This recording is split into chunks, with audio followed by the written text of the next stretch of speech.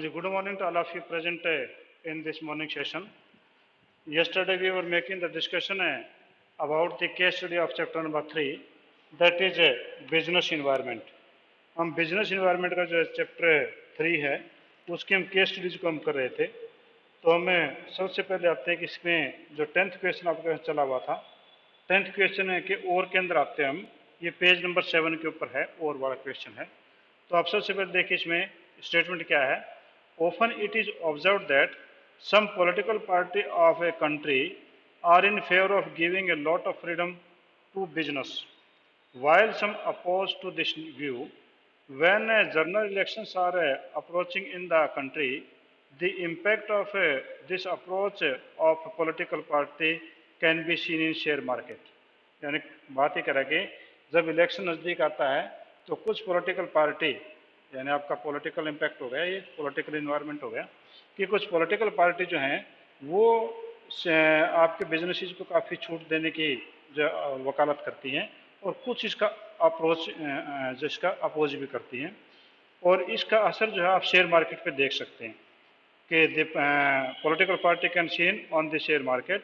For example, general elections are about to take place in country, and the general view of the people is that the political party having the positive approach to the business will come into power. और जैसे ही ये लगता है कि जो political party है जो power में आने वाली है उसका व्यू कैसा है, as consequence of this news the rates of share will market will rising. और जैसे लगता है कि जो बिजनेस को छूट देने वाली पार्टी अगर रूलिंग में आने वाली है तो आप देखेंगे कि शेयर मार्केट के प्राइसेस जो वो बढ़ने शुरू हो जाते हैं. In the paragraph given above one particular feature, एक पर्टिकुलर फीचर जो है आप बताइए कि कौन सी चीज़ है. And two dimension of business, तो इसमें टू डायमेंशन तो नहीं दिखाई दे रहा, एक डायमेंशन दिखाई दे रहा है. तो हो सकता है कि टू डायमेंशन जो इसमें शायद है गलत लिखा गया हो. और कहता है कि two dimension of business environment as been described identify them, उनको आइडेंटिफाई आप करके बताइए. अब इसके अंदर आप देखो कि वन फीचर है कौन सी है. तो पहले हम एक इंट्रोडक्शन इसकी ले लेते हैं वैसे कि business environment include all external forces. Business environment क्या है? All the external forces which are beyond the control of the businessman, that is called as a business environment.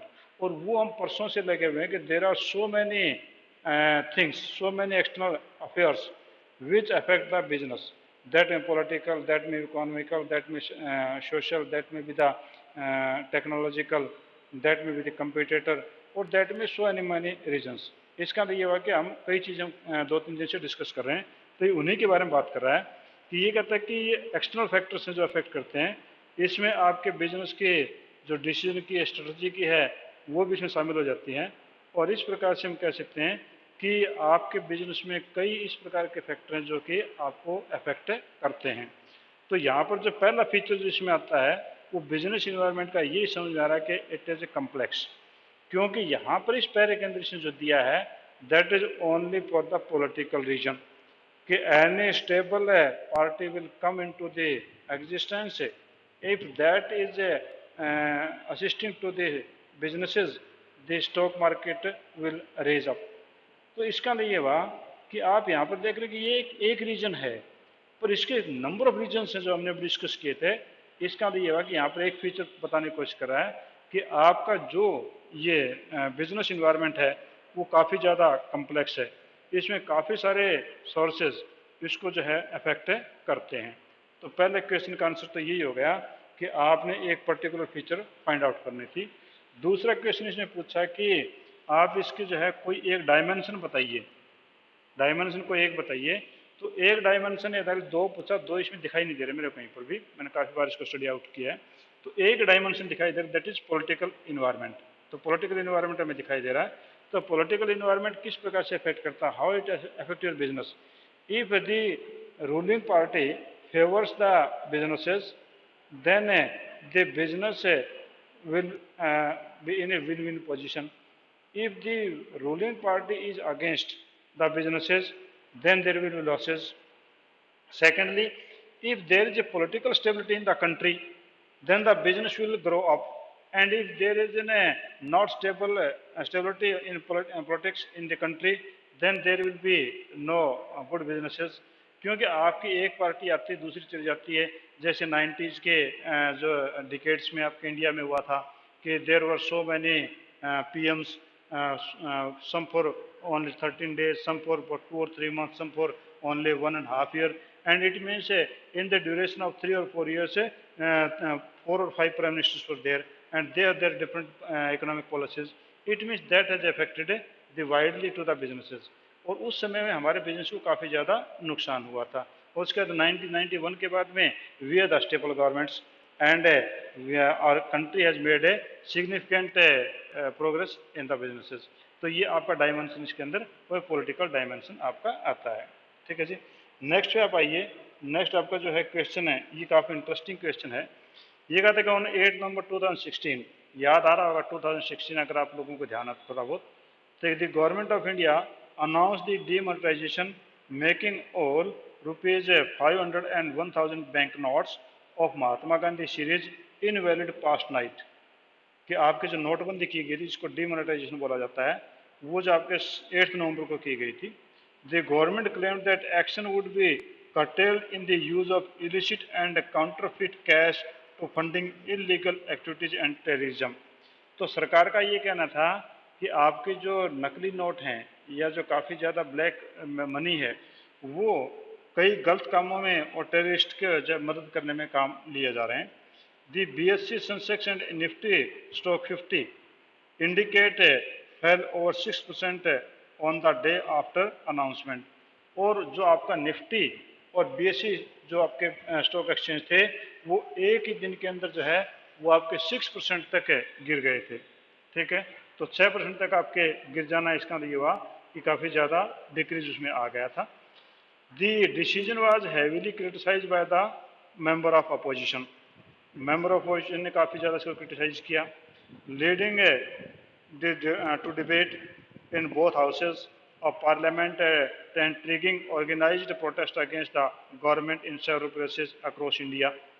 और काफ़ी ज़्यादा इसके ऊपर जो है दोनों हाउसेज में पार्लियामेंट के अंदर काफ़ी इसकी बहस हुई, राज्यसभा में और लोकसभा में, और लोगों ने भी इसके खिलाफ जो काफ़ी ज़्यादा सड़कों पे प्रदर्शन किए। People seeking to exchange their bank note had to stand lengthy queues, and several deaths were linked to the inconvenience caused due to rush of exchange cash। कहता है कि यहाँ पर लंबी लंबी लाइनें लगी, काफ़ी सारे लोग उसमें लाइनों के अंदर मरे भी क्योंकि उनको नोट बदलवाने थे। ठीक है, after demonetization demand for point of sale POS machine ने, उनकी कहने का मतलब, और card swipe machine has increased, e payment option like Paytm और आल्सो सीन राइज। कहता है कि इसका इम्पैक्ट ये हुआ कि आपके जो है POS मशीनें लग गई, ATM कार्ड का यूज़ हो गया, इलेक्ट्रॉनिक जो पेमेंट आपके स्टार्ट हो गई। ठीक है, तो कहता है कि इन कंटेस्ट द अबो केस, यानी इस डिमोनेटाइजेशन के अबो केस में आप एक्सप्लेन करिए, identify and explain the various dimension of business environment which relates to above mentioned case. ऊपर वाले केस के अंदर जो है आप ये बताइए कि कौन कौन से डायमेंशन इससे इफेक्ट दिखाई देते हैं। यहाँ पर कोई लाइन कोट करने की बात इसने नहीं बोली है। दूसरा, list any 2 values that government seek to promote through the demonetization. कि ऐसी कोई 2 वैल्यू भी बताइए कि गवर्नमेंट जो वो डिमोनेटाइजेशन के द्वारा बताना चाहती है। ठीक है, तो अगर हम इसमें देखें तो आपके वो सारे के सारी चीज़ें इसके अंदर आ जाती हैं, आपके यहाँ पॉइंटों में सारी चीज़ें आ जाती हैं। पहला तो आपका पॉलिटिकल इन्वायरमेंट इसके अंदर है। अब पॉलिटिकल इन्वायरमेंट का ये हुआ कि अगर आपके स्टेबल गवर्नमेंट हैं, स्टेबल चीज़ें हैं, तो आपका प्रोग्रेस होती है।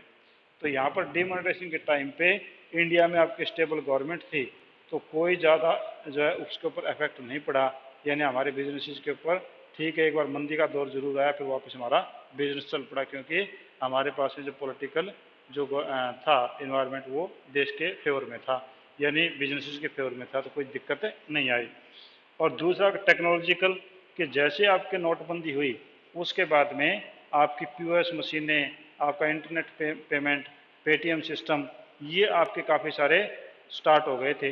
तो दूसरा आपका जो है वो आपका टेक्नोलॉजिकल आपका जो इन्वायरमेंट हो गया। तो टेक्नोलॉजिकल इन्वायरमेंट में आपके साइंटिफिक इम्प्रूवमेंट और इनोवेशंस काम में आती है, वो चीज़ यहाँ पर हम देख रहे थे।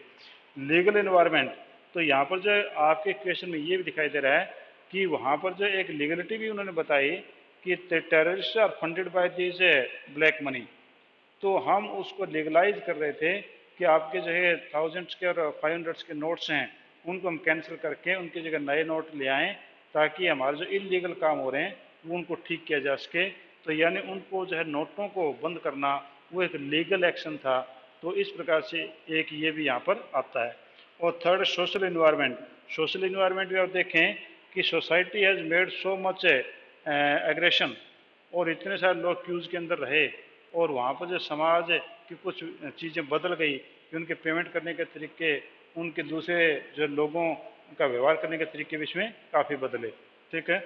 और इकोनॉमिक इन्वायरमेंट, तो नेचुरली आपके इकोनॉमिक इन्वायरमेंट का इफेक्ट हुआ ही कि कुछ समय के लिए आपके बिजनेसेस हैं वो इतने ज़्यादा स्लो हो गए कि वहाँ पर बेरोजगारी हो गई, और काफ़ी यानी करीबन 1 साल तक जो है उन बिजनेस को कंट्रोल करना भी बड़ा मुश्किल हो गया था। तो यहाँ पर इकोनॉमिक आपका जो है कंडीशन से या इन्वायरमेंट भी अफेक्ट हुई थी।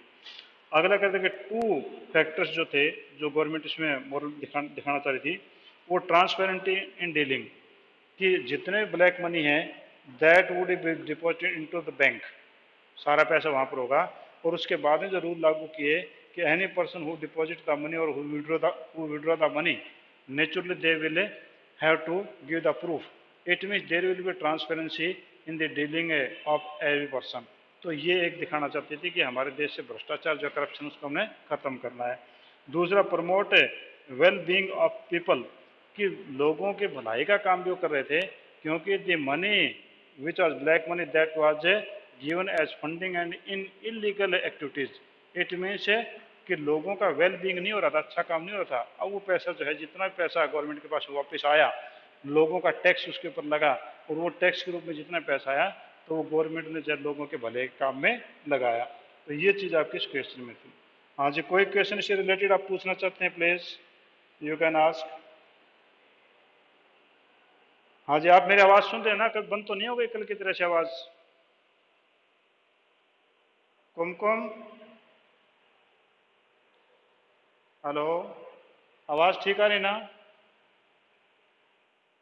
ठीक है बेटा, ओके ओके। कभी आवाज़ ना आ रही, कभी आज सुबह +1 में भी हो गया था, ऐसे आवाज़ नहीं आ पाई थी। हाँ जी, अब नेक्स्ट जो क्वेश्चन आपके सामने आ रहा है वो आपके पास में 11th है क्वेश्चन।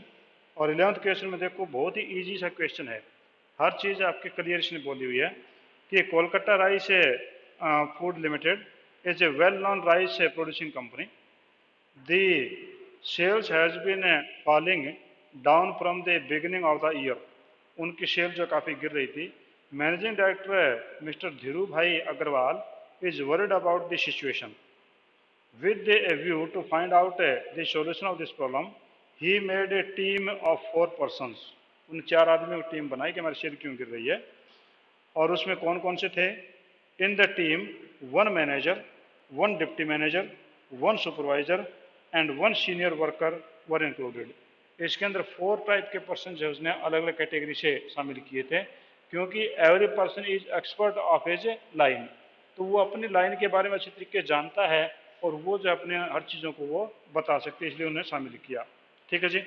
उसके बाद में क्या हुआ कि after the survey he told that the following 4 reasons falling to the company sales, कि ये 4 रीजन जो हैं वो कंपनी की सेल को जो गिरा रहे हैं। तो वो कौन कौन से थे? कहता है कि on the account of the increase in export duty made by government the foreign demand goes down. पहला रीजन तो एक्सपोर्ट ड्यूटी आपके जो वो बढ़ा दी, इस कारण से सरकार, इस कारण से जो है वो आपकी जो सेल गिर रही है। ठीक है, तो एक्सपोर्ट ड्यूटी घटा देगी तो कौन सा बिजनेस इन्वायरमेंट होगा? ठीक है, थोड़ा ध्यान करो, मैं आगे पढ़ता हूँ। On the account of availability of several eatable substitute the attention of people has been diverted from rice, और लोगों को जो है राइस की जगह सब्स्टिट्यूट मिल रहा खाने के लिए, वो आपके चाहे पराठे हों, चाहे कोई और चीज़ें हों, या गेहूँ हो, चाहे मछली हो, कुछ हो, सब्स्टिट्यूट मिल रहा है तो लोग उसको खाने लग गए। इसका एक इन्वायरमेंट यहाँ पर भी कोई ना कोई इफेक्ट कर रहा है, उसका नाम भी फाइंड आउट करने की कोशिश करो। इसके बाद में नेक्स्ट जो कह रहा है वो कह रहा है कि some of the rice producing companies have set up imported machine have imported machine with they are producing the better quality। और कहता है कि कुछ राइस मशीनों ने इंपोर्टेड मशीन, कुछ राइस कंपनी ने इंपोर्टेड मशीनें मंगवा ली हैं और वो क्वालिटी बहुत बढ़िया दे रही है, उनका चावल ज़्यादा बिक रहा है, हमारा कम बिक रहा है। इसका मतलब यहाँ पर भी कोई ना कोई आपका एक फैक्टर है इन्वायरमेंट का। और correctly exporter has been affected on the account of bitterness created on the relation with one of the chief rice importing country. और कहते हैं कि हमारे देश के संबंध जो हैं वो भी कुछ लोगों से खराब हो गए हैं, यानी कि हमारे जो इंपोर्टिंग कंपनी थे, जो देश थे, वो हमारा जब बिजनेस है वो हमारे से नहीं कर रहे हैं। आवाज़ बेटा ये माइक बंद करो। वो जो उन लोगों ने इंपोर्ट करना हमारे से बंद कर दिया है, तो इस कारण से भी हमारी जो है वो सेल काफ़ी गिरी है। अब देखो उन चार बंदों ने चारों सजेशन दिए हैं और चारों कोई ना कोई बिजनेस इन्वायरमेंट का इफेक्ट करते हैं। आगे क्या कहते हैं कि when this report reach to the managing director he arrived at the conclusion that all the changes take place so fast that they had not been able to guess or cope up with them in time। और director ने बिल्कुल माना कि ये जो जितने भी change हुए इतने जल्दी हुए कि हमें पता ही नहीं चल पाया, पता चला तो मुझसे कोप अप नहीं कर पाए। ठीक है। Identify the dimension of business environment discuss in the above case coating the relevant line. तो रिलेवेंट लाइन के साथ में आप इन चीज़ों को जो है वो आप कोट करके दिखाइए कि कौन कौन सी चीज़ें इसके अंदर थी। तो पहला तो आप देखो, सबसे पहले आपके पास जो था उसमें देखो कि on account of the export duty by the government the foreign demand has gone down, कि आपने सरकार ने जो एक्सपोर्ट ड्यूटी जो वो बढ़ा दी है तो नेचुरली इकोनॉमिक इन्वायरमेंट हो गया, क्योंकि आपके इंटरेस्ट रेट, टैक्स रेट, ये सारे इकोनॉमिक के इन्वायरमेंट में आते हैं। तो यहाँ पर जो हम कहेंगे इकोनॉमिक इन्वायरमेंट, तो इकोनॉमिक इन्वायरमेंट की थोड़ी डेफिनेशन दे करके और फिर जो ना आप ये लाइन कोट कर दोगे, on account of increase export duty by the government the foreign demand has decrease. तो यहाँ पर पहला तो आपके इकोनॉमिक रीजन हो गया। सेकंड आपके पास on the account of the availability of substitute attention the people has been diverted from the rice. इसका लिए सोशल रीजन हो गया, हमारे सोसाइटी का टेस्ट चेंज हो गया। Now society has a switch over to the other factors more than the rice.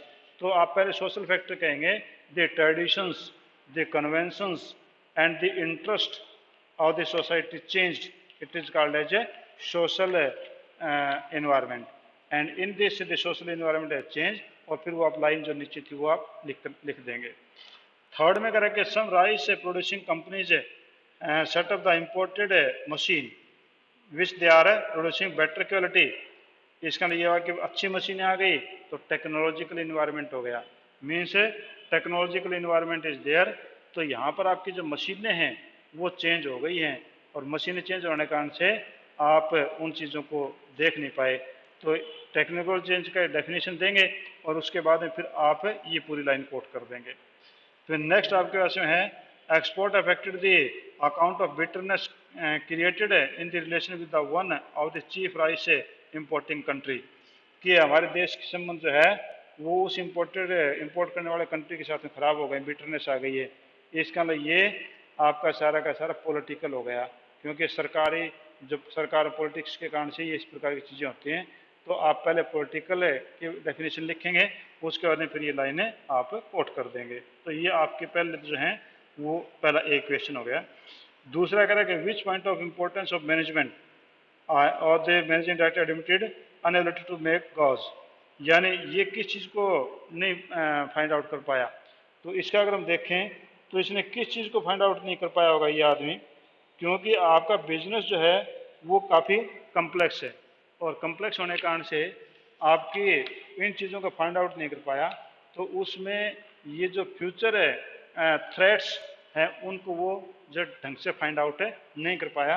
अगर future threats को वो फाइंड आउट कर लेता तो उसको कोई दिक्कत नहीं होती। तो यहाँ पर जो है ये चीज़ आपकी इस क्वेश्चन के अंदर डिस्कस की गई है। ठीक है, तो अभी सिर्फ 2 ही मिनट बाकी बचते हैं। इससे रिलेटेड कोई क्वेश्चन पूछना हो तो मेरे से पूछिए। और वरना मैं एक अगला क्वेश्चन जो है वो आपको थोड़ा पढ़ देता हूँ ताकि कल हमारे काम आ जाएगा। After completing his MBA from USA, mister Ajay came to India and start a new business under the banner Ecom Creation Limited. He launched a new product in e-learning for the senior secondary school student in the commerce stream, which already had an established market in USA, UK and USA, but not in India. देखो not in India यानी यहाँ पर कुछ point है। His business started flourishing in India. उसका business India खूब अच्छा चला। As a result, more Indian companies entered in the market with the other subjects. और कई कंपनियां जो है दूसरे सब्जेक्टों को लेकर के मार्केट में आ गई, यानी इसने कुछ अपना सब्जेक्ट पढ़ना शुरू किया और उनको कुछ और लेके आ गए। Identify and quote the lines the above paragraph which highlight the significance and understanding the business environment. ये कहता है कि आप उन चीज़ों को हाईलाइट करके दिखाइए। तो अब यहाँ पर जो है देखो कि इसने जो पहली बात बोली वो इसका था फर्स्ट मूवर एडवांटेजेस था, ठीक है। तो इसका जो हम पहले कहें कि identify the quote the lines the above paragraph which highlighted the significance of understanding the business environment. तो बिजनेस इन्वायरमेंट की ये अंडरस्टैंडिंग के बारे में पूछ रहा है। तो इसके हम देखें तो understanding the business environment helps in assisting the planning and the policy formulation. Understanding the analysis can be the basis of the deciding the future course of action or deciding making it. It enabled the firm to identify the opportunity of getting first mover advantages instead losing its competitor. The line is given as paragraph. ये आपका first mover advantages पूरा सीधा point मैंने ऊपर वाले बातें वैसी पढ़ी हैं। फर्स्ट मूवर एडवांटेज ले लो।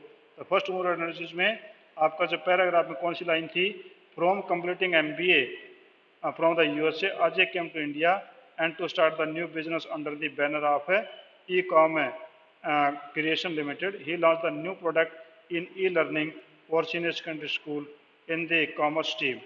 ठीक है, already established in market in USA but not in India. इसका लिए हुआ कि अमेरिका के अंदर USA के अंदर आपकी ई-कॉमर्स लर्निंग चल रही थी पर इंडिया में नहीं थी और उसने जब आपके यहाँ पर स्टार्ट कर दी तो इसका लिए हुआ कि वो फर्स्ट मूवर एडवांटेज उसने बंदे ने लिया है। तो पहला तो ये हुआ, ठीक है जी।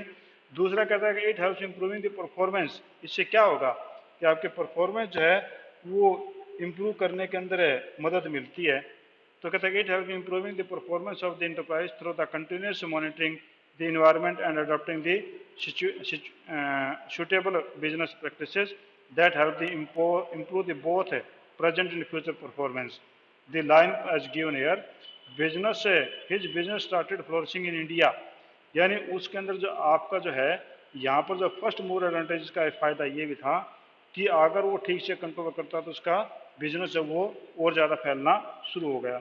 और तीसरे में क्या to help identify the threats, वो आपके थ्रेट्स भी उसको पता चल गई कि आगे क्या आ सकता है कि इसमें काफ़ी जब दूसरी कंपनीज आ गई। As a result more Indian companies entered in the market with the other subjects and दूसरे सब्जेक्ट्स के साथ में आ गई।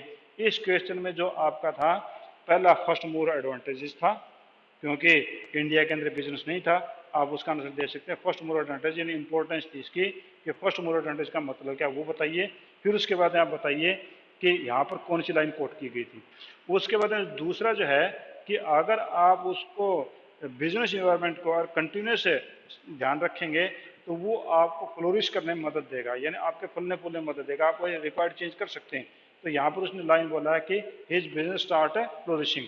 और थर्ड जो है आपके कंपिटिटर कि new company has come into the market with the new subjects. तो यहाँ पर आपके ये चीज़ें थी। हाँ जी, कोई और पॉइंट आप पूछना चाहते हैं तो एनी पॉइंट? चलो ठीक है बेटा, थैंक यू। सर आ गए आपके, वेट कर रहे हैं, मेरी तरफ देख रहे हैं कि जल्दी करके मीटिंग स्टार्ट शुरू कर दें। ठीक बेटा, okay, thank you, have a nice day.